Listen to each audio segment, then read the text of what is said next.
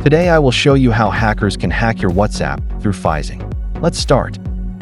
Now I copied the link to the tool from GitHub and will go directly to the terminal. I have moved to the terminal. Now I will navigate to my folder with the cd command. Now I will give the link to GitHub.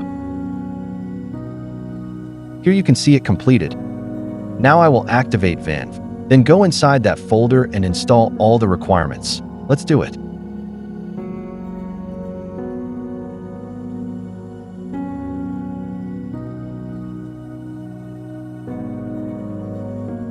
This looks very messed up, so I'll clear the terminal. Now I will run the tool. First I will give the ls command.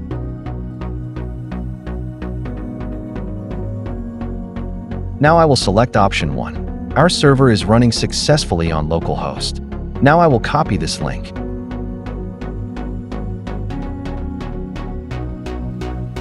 Now I will open a second terminal and paste the copied link there. Now our localhost link has become public with the help of Cloudflare Tunnel. Now I am ready to send the link to the victim. Now I will copy the link of this tunnel and send it to the victim. Now I will show it directly on the mobile screen when our victim opens it. The phone screen on the left is the victim's and the one on the right is the hacker's. Now I am back on my desktop. Now I will open the terminal.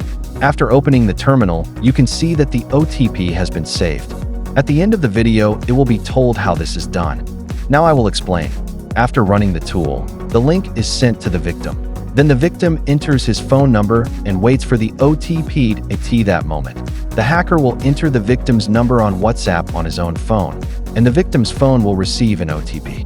When the victim enters that OTP, the original OTP will then be sent to the hacker's terminal.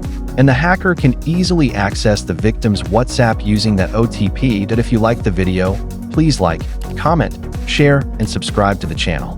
Thank you.